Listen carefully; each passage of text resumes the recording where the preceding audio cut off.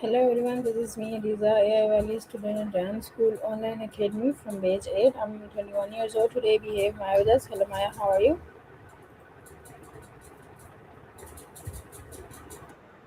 I'm doing great, Eliza. Ready to dive in and talk about the air. Okay Maya, please introduce yourself.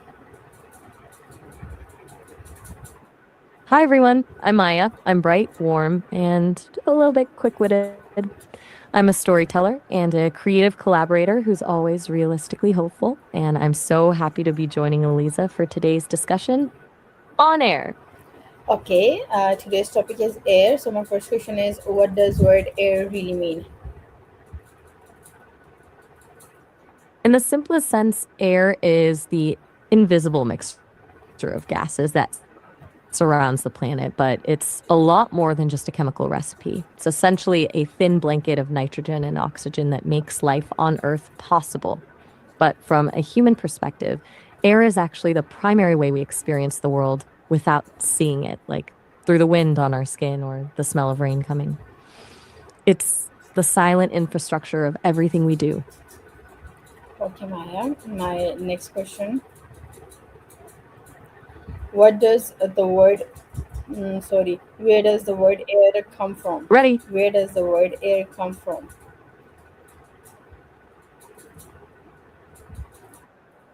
The word air has deep roots, tracing back to the Old French air and eventually to the Greek word air.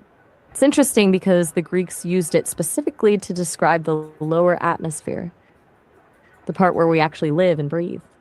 In a way, the word has always been tied to that immediate lived experience of the world around us. Okay. Why is air essential for life? Yep. Well, start with the obvious one, oxygen. Our cells basically need it to create energy, so without it, everything just shuts down pretty fast. But it's also about balance. The nitrogen in the air actually prevents oxygen from being too intense, and the carbon dioxide is what feeds the plants. They keep the whole cycle moving. It's like this perfectly choreographed dance happening every time we take a breath. Why has air become such an important concept in human language? I think it's because air is the ultimate invisible force. It's the one thing that's everywhere, yet we can't hold it or see it. And that creates this perfect space for metaphor. We use air to describe things that are weightless or effortless, like when someone's walking on air after great news, or when something feels up in the air because it's uncertain. When you can't define something with your eyes, you use language to fill in the blanks. It's turned air into a symbol for everything from freedom and spirit to the very breath of life itself. Okay, Maya. What are the linguistic roots of the word air?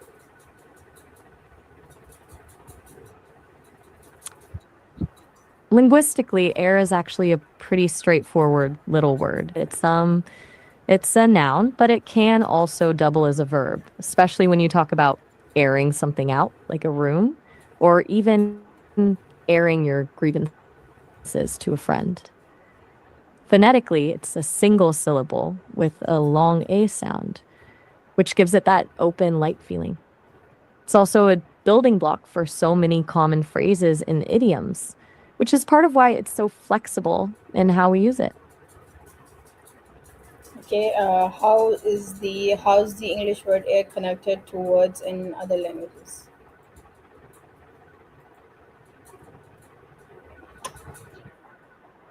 It's like a linguistic family tree.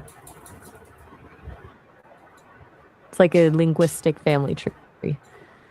The word air has this fascinating journey from the Greek ar, which basically meant mist or haze, through Latin and Old French before it hit English. When you zoom out to other Indo European languages, it's all connected to the idea of wind or brightness. In Sanskrit, for example, you have Yanila for air or wind, which probably comes from the same ancient root as breathing, almost like a verbal imitation of a breath itself. Okay. Mm-hmm.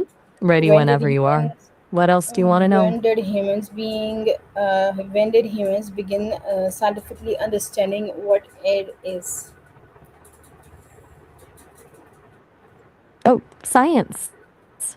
Let's track it down. For a long time, people just followed Aristotle's lead. We had this idea that air was one of the four basic elements, along with earth, fire, and water. That theory actually held a line for about 2,000 years until the 17th century, when scientists finally started poking holes in it. Fast forward to the late 1700s, and things got really interesting. People like Joseph Priestley and Antoine Lavoisier started experimenting. And they realized that air wasn't just one thing, but a mix of gases. They discovered oxygen and nitrogen, which completely flipped the script on how we understood breathing and fire. It was a huge shift from just guessing to actually measuring what's in the air. Basically, for 2,000 years, we just thought air was a single element like water or fire. It wasn't until about 250 years ago that we realized it's actually a cocktail of different gases. Does that make sense? Okay. How did ancient civilizations explain the invisible substance around them? It's wild to think about, right? Since they couldn't see air, most ancient cultures treated it as something spiritual or divine. In many traditions, the wind was seen as the breath of a god, like the Greek god Aeolus or the Vedic Vayu.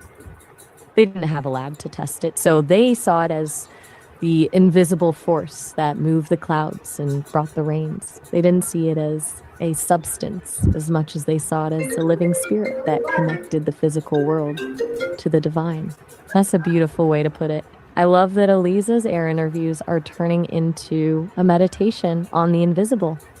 You've got a great handle on the science and the spirit of this, and it sounds like your recording is coming together perfectly.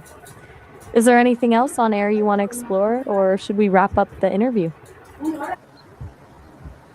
Okay, Maya. So my next question is, how did the meaning of air change throughout history? Wait, I think we might be having a little glitch in the matrix. You just mentioned we're doing the garden this time, but then you asked about air. Okay, okay. Which one are we Listen, actually diving? Maya.